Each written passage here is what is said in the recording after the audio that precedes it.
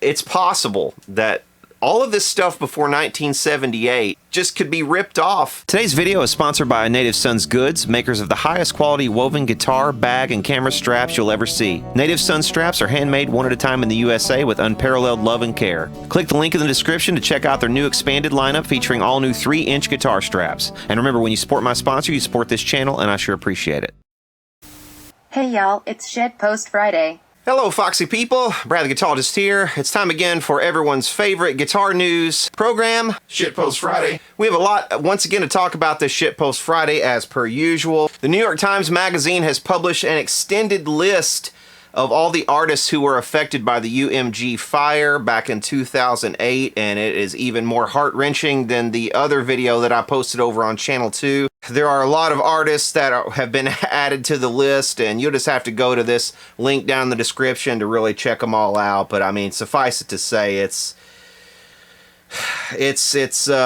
really even more heart-wrenching, and I don't even want to start mentioning people, because if I started on this list, it would probably take me about a half an hour to get through the entire list. So yeah, extremely sad stuff, and I just don't even know what more I could say about it other than, you know, all things must come to an end, and you know, all those recordings have met their end, and humanity is worse for the wear. In the next bit of news, Bloomberg.com put this article out that is just kind of, honestly, it's a little bit confusing, because I think the person who wrote this may be stretching a little bit on the ramifications of what they're seeing in this courtroom case. But, you know, they're talking a little bit about the Led Zeppelin Stairway to Heaven court case, where Led Zeppelin was sued by the band, representatives of the band Spirit, for Stairway to Heaven.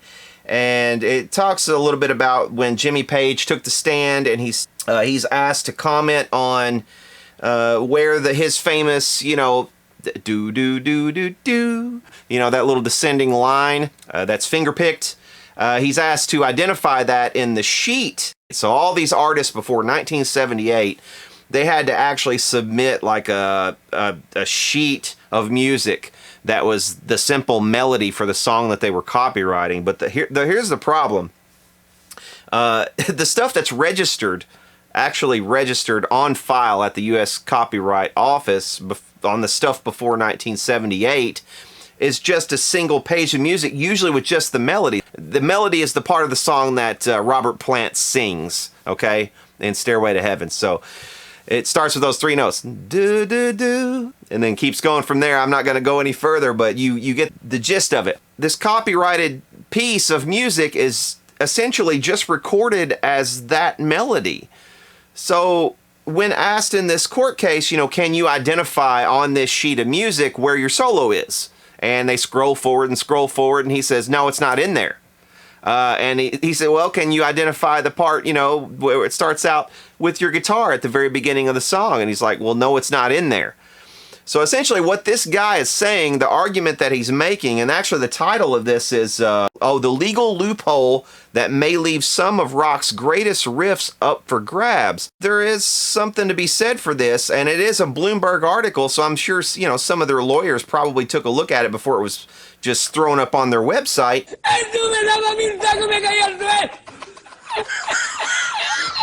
So maybe there is something to this after all. I really can't say for sure, but what's interesting to me is that if this guy is correct, it's possible that all of this stuff before 1978 just could be ripped off very easily if, you know, a band wanted to come in and challenge it. If they wanted to take like the riff to Black Dog or something like that, for instance, or, you know, to whatever, to California Dreamin', I think they mentioned in the article.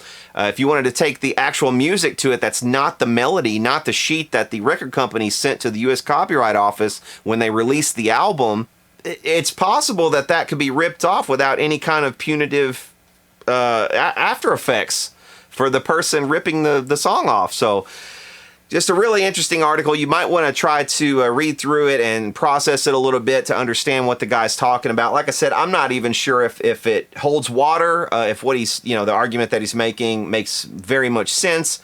I do know for a fact that there are 2 different kinds of copyright. There is the actual copyrighted song, which is the printed music. So it's like the sheet music. to the song, and then there's also the copyrighted sound recording. So, and I'm not on the up and up on what the laws were like before 1978. I know there were some changes like around 1978.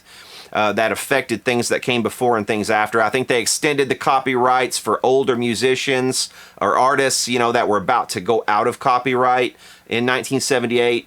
And I think they might have changed some other things as well. Maybe that's when they introduced the actual sound recording part of copyright law. But I do know that when I have ever submitted anything to the U.S. Copyright Office to be copywritten and included in the Library of Congress, any of my own personal stuff, you know, I copyrighted not only the music that's contained within a sound recording, but also the sound recording itself. So there's actually two forms of copyright on anything that I have ever copyrighted, which of course was done after 1978. So I'm not sure about the stuff before 1978 because, again, I'm no lawyer on this channel, but I do like to speculate and talk about these particulars in U.S. law and international law. And this actually seems like something that, you know, again, if this author is correct in his assumptions that, you know, this could have some far-reaching effects, a lot of the stuff before 1978 could be ripped off without any kind of, you know, punitive damages. So very interesting stuff. Yeah, I definitely checked out that.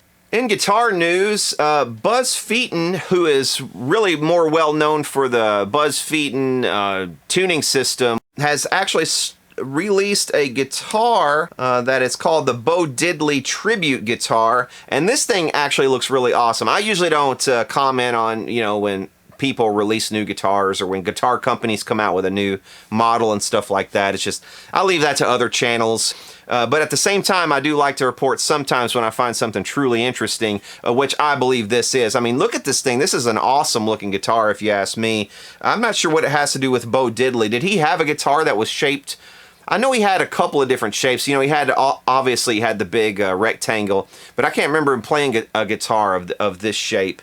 But anyway, really cool looking guitar, and I just wanted to point that one out. Also in Gibson news, as you guys all, I'm sure, unless you've been on some other planet, you are well aware of all the stuff that Gibson is doing now to try to crack down on counterfeiters and people who violate, in their view, their trademarks. And I thought this was kind of interesting.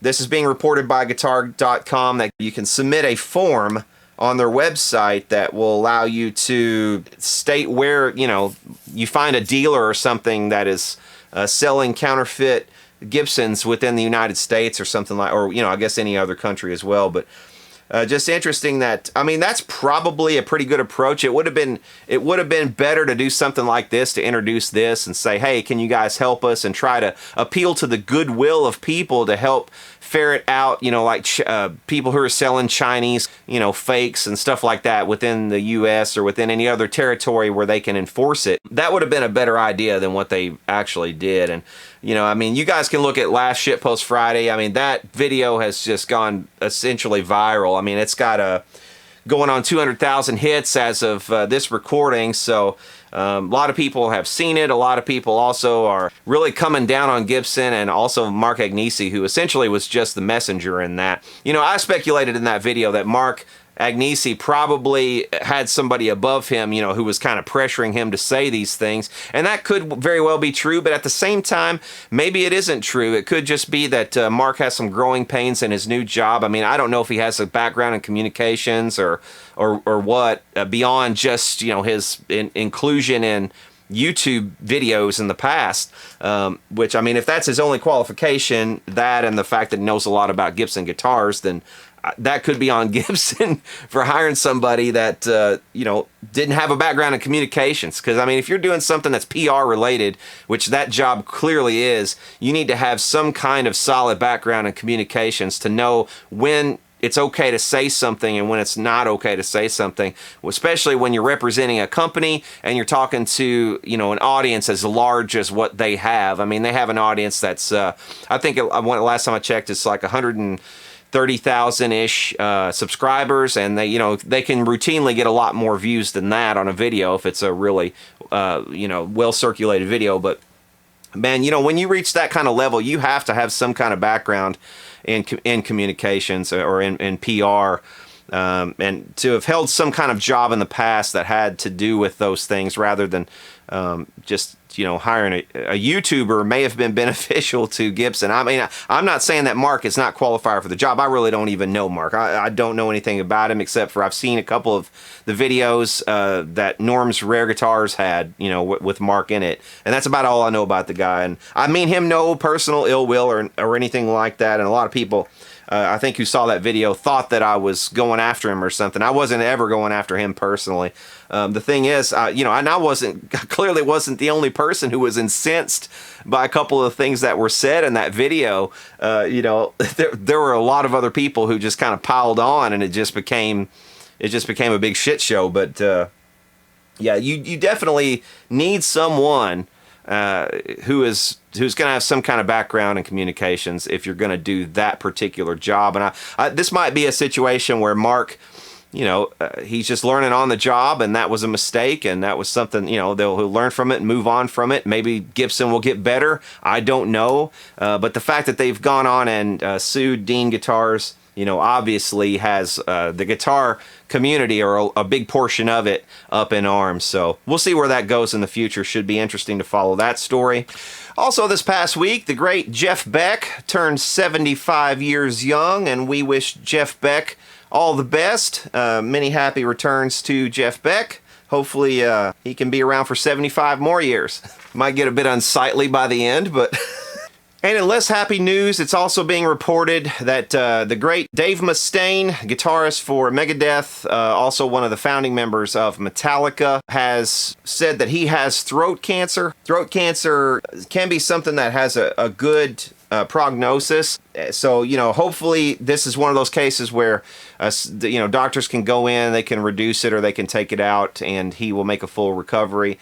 If you have watched a lot of videos of live Megadeth shows lately, you could see kind of Dave struggling perhaps a little bit to keep up with singing some of the older stuff. And you can also see, I think I kind of noticed also that some of their songs had been tuned down a little bit. He was doing something special with his voice. He was kind of staying in the pocket on his voice to sort of get through these songs. And it just seemed to me that maybe he wasn't, at 100%. Of course, I mean, he's an old guy, just like all these rockers from the 70s and 80s. I mean, he's getting up there in age. And the thing is, for his kind of intense thrash metal music, that's not an easy thing to get through night after night after night if you're going on tour. So we definitely wish Dave Mustaine all the best. Hopefully he can make a full and speedy recovery from his throat cancer.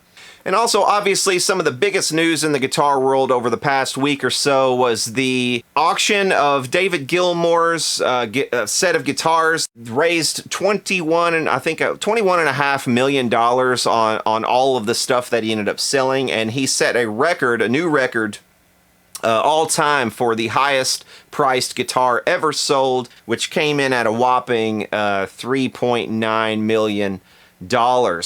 I pretty much called it whenever I made the Shitpost Friday, whenever it was first announced that David Gilmour was going to take his iconic guitars to auction. I'm not a betting man, but, if I were going to bet, I would say his Black E Strat is probably going to fetch north of $1 million. I would have to,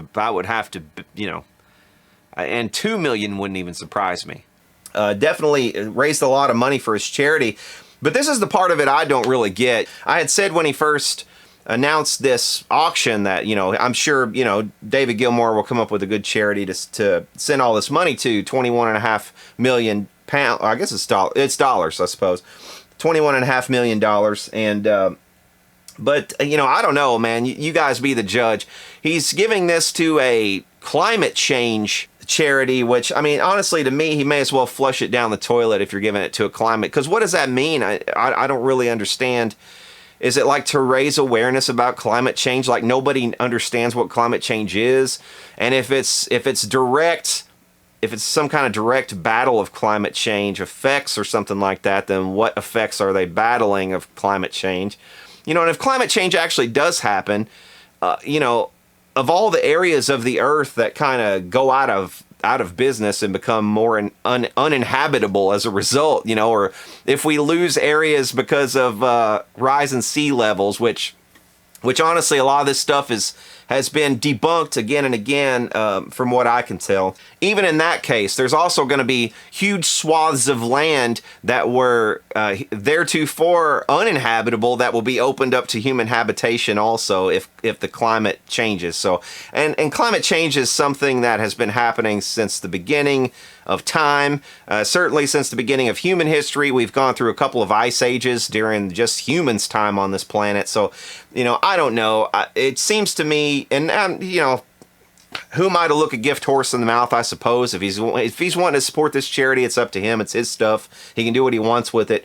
But at the same time, it just seemed like a little bit of a waste to me, a wasted opportunity. He could have really helped out some of his countrymen. He could have given it to some children's charities, some children's hospitals or something, or cancer research, or whatever, you know, Make-A-Wish Foundation or something that helps out someone directly, it seemed to me, you know, rather than this kind of pie in the sky. You know, I could probably talk for a half an hour just on that alone. And if somebody wanted to debate me on the whole climate change thing, yeah, we could get into that. But suffice it to say, the people who believe in anthropogenic climate change, you don't have a monopoly on science. I'm sorry to say that, but you're not quite as smart as you think you are. There are a lot of models that scientists have come out with to try to prove that anthropogenic climate change is real, and the problem with models is they're computer models, and they're only as good as the input that you put into them, and they're only as good as the data sets that you put into them. So there's every year, you know, new bits of information are coming to light that really sort of challenge the assumptions and the premises and the data sets that are being put into these models. So I don't really put a whole lot of faith into most of the models that have come out. You know, even NASA has said, you know, of all the ice that has been lost on the South Pole, on Antarctica, the ice shelf has been breaking loose, and you know, you could every now and then you'll get a good satellite picture of like, oh, look at this big ice shelf that broke off into the ocean, isn't it terrible? But NASA has actually come back and said that all of the ice that's been lost in the last decades or whatever, I will point you to that down below if you want to check that out. But there was this article talking about that's all been replaced by snowfall in Antarctica and then some. So actually there's more ice on Antarctica even with the break-offs of some of the ice. So, and that's why you know, none of these cities are being inundated around the coast yet, like we've been told they should have been years and years ago by people like you know, Al Gore. So just to me, it just seems like a wasted opportunity. David Gilmour had $21.5 million in his hands. He could have given to any number of charities that would have saved some kids, that would have made perhaps the end of their lives better, you know, or would have maybe saved them from abusive situations and directly helped some human beings. But instead, he's kind of given it and just flushed it down the toilet as far as I'm concerned. But that's the world we live in now. Virtue signaling kind of dictates that you have to help the planet. Like helping the planet is a bigger goal, I suppose, than helping humanity. So, end of rant. And also, that will conclude the news.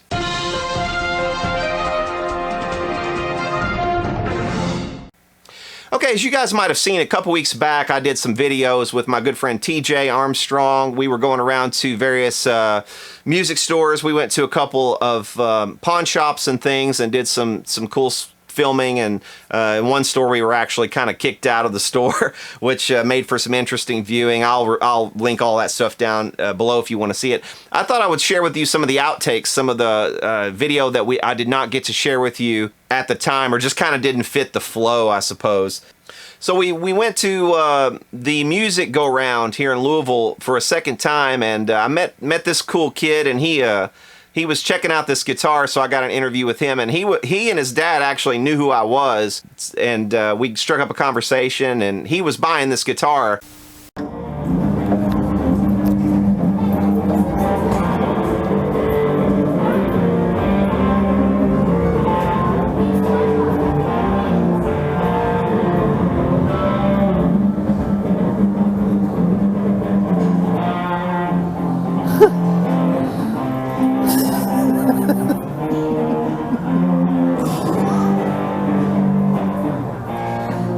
That's so cool.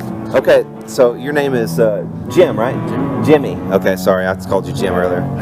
Tell me what you got there, Jimmy. So this is a Yakima, It's kind of like an Explorer. Let me see that. Thing. Let me see the headstock. Yeah. I was telling your dad, I was like, you know, I consider myself something of a Japanese connoisseur, but I can't remember where they make these without looking it up offhand. So, but it's got some really cool kind of. That's a Floyd. It's a weird Floyd. Yeah, man. Yeah, that's one of the early versions of a Floyd that they quit making. But this is definitely like an early '80s Japanese thing, and that probably is like a. It's like a like deactivated. Yeah. Well, I don't know if that's would actually be a DiMarzio or just a copy. Yeah. But that thing, dude, I'm telling you, man, this thing is well made. You know, it's not perfect on the finish and stuff, but you can see that it's old. It's got, you know, the real age and stuff on the binding. It's his early '80s, man. You should. It's got Grovers in it too. It's got Grovers. And it's probably set through neck. Yeah, it is. Yeah, it'd be a set through neck, and it's for $280. Dude, that's honestly, that's a steal. And you said that has the original case, right? Pretty sure. That's cool, dude. Weird. It's not double locking. It just goes under. Yeah. Yeah. That's actually, I would say that's that'll still be good. Like if you don't pull up a lot and do a lot of dime bag stuff, you know, upward, that'll still be a cool system. It's funky though, with the way it's built. It's almost like an addition, isn't it? It's almost like they took an original Fender style and just added these giant saddles onto it, and then the rollers on the front. Yeah, man, that's a really cool guitar, dude.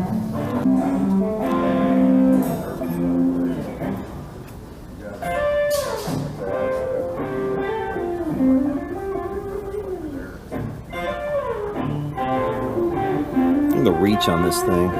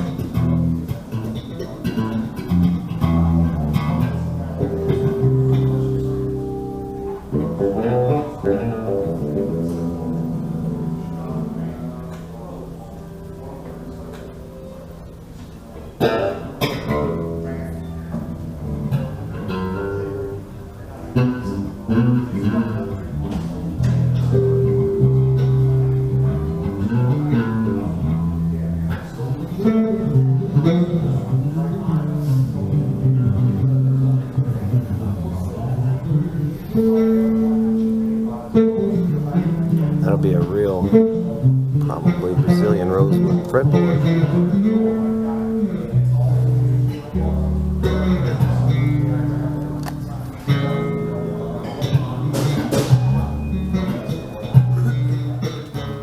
Also, while I was there at this music go-round, the first time that TJ and I had gone there and done some filming, I showed a cabinet that was made by a Canadian maker. I came home and did some research on this thing, and I discovered that these things came originally with either Celestion blackbacks or Celestion greenbacks.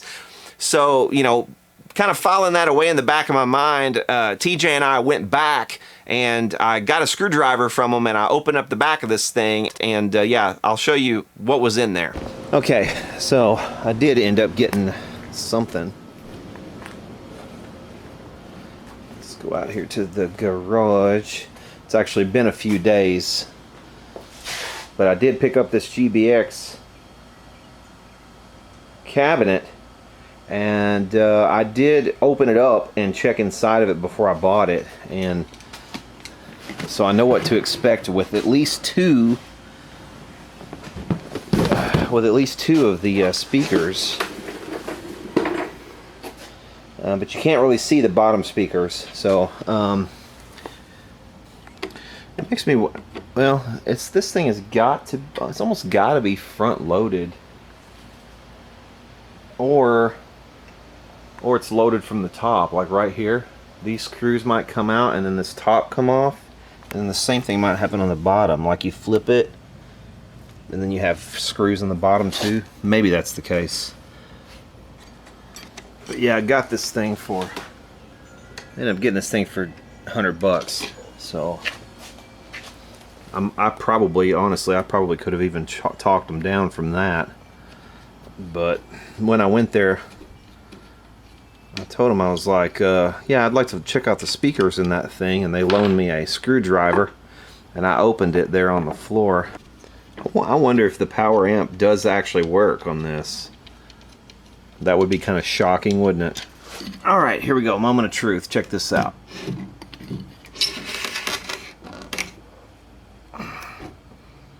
So here's the amp.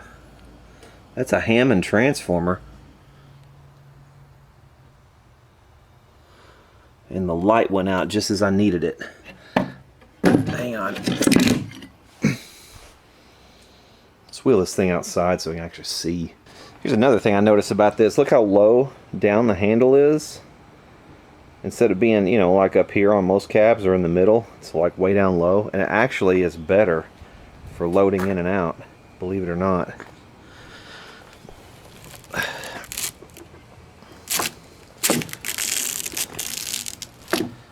Okay, so here's what we've got speaker-wise. We've got what looks like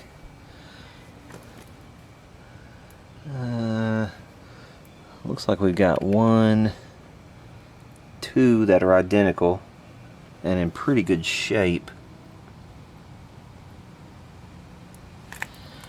This one down here looks like it has a different cone.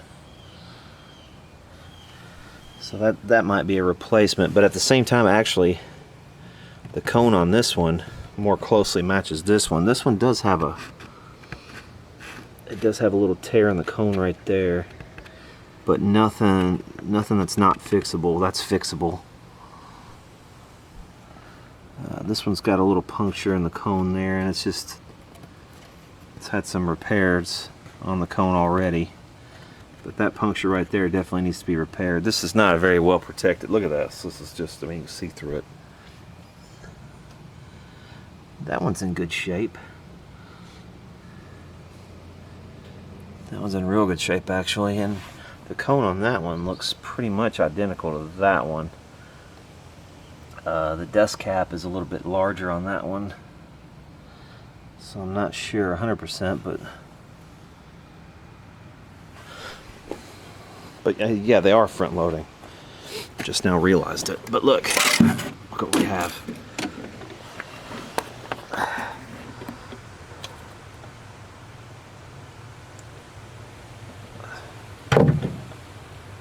Celestion greenbacks.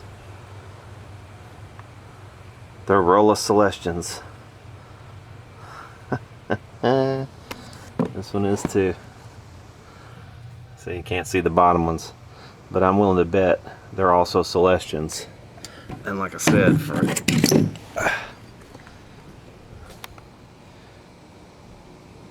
$99, I get 4 vintage 1970s Rolla Celestions. Okay, so I guess that's one of those square nuts, isn't it? I'll have to find something to get those out, but yeah, super deal. So yeah, that cabinet did end up containing 4 vintage 1970s Rolla Celestion greenbacks. So for the price of one new Chinese greenback, essentially I got 4 vintage Rolla Celestions. Now, a couple of them have some issues with the cones, and we'll need some small repairs. One of them might even need a recone, but I think 3 of the 4 actually will be okay with some minor repairs. So I've got essentially 3 good Rolla Celestion greenbacks from the 1970s for $99. So always keep your eye out when you go to music stores. Always keep your eye out and always keep your wits about you, and always take some cash with you. If it had been a situation where the store knew nothing about it, it may have been beneficial to me to actually try to get the price down a little bit, because that cabinet had probably been there forever. Who's going to buy a powered 412 cabinet, anyway, in 2019, unless it had some Celestions in it, So Always keep your eyes open, man. Keep your eyes peeled. You never know what you're going to find at a place. It might be something completely beyond what you expected to see, and you need to keep your mind open and keep your eyes open, and sometimes you can find some great deals like that. And speaking of keeping your eyes peeled, when I was checking out at the Music Go Round, I spotted this on the counter. Somebody had just brought it in, and this is actually an Ace strap, and it's a vintage one, probably late 60s, and also the hardware is still metal on it. So yeah, that fits about that vintage, but I think they sold this to me for like $5 at checkout. So yeah, again, it's just another example of keeping your eyes open for the things that you typically look for. And I think this had just been brought in by someone and traded, and it was just on a guitar that they happened to buy while I was standing there. So very cool. Also was able to find this strap the other day. This is a kind of a cool one. It's different. I've never seen one exactly like it. It's got a blue back, and it's stretchy as well. And it's also it came off of a camera. This was at a local store, a little antique store that I frequent and walk through, and they had this camera in the case with this strap on it. And this is actually a Bobby Lee strap. I don't know if you're gonna be able to see it, but there we go. You see the logo there, Bobby Lee. Bobby Lee is probably, besides Ace, is probably the most famous strap maker from the 1950s and 60s and 70s.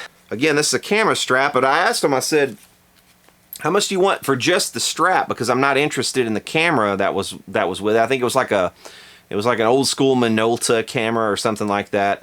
And they wanted $20 for the whole shebang. And I asked them if they would take $5 for just the strap, and they took $5 for this strap. It's a really nice strap. And this is, again, it's stretchy as well, so very cool. A nice find. You guys know how much I like my straps. If you haven't seen my history of the guitar strap video series, you can check that out. I'll link that down below as well. Alright guys, so that'll be all for this Ship Post Friday. I hope you've enjoyed. If you have, please hit subscribe down below. Also hit the bell to receive all notifications. Also go over to Channel 2. I've put on a lot of new subscribers over on Channel 2, and I have a pretty good consistent habit of sticking stuff over on Channel 2 that you know, might be quirky or might be different or might be repairing some piece of audio gear that doesn't have much to do with guitar even, but still is kind of cool. So definitely go over and check out Channel 2 and hit subscribe over there as well. And for now, y'all take care.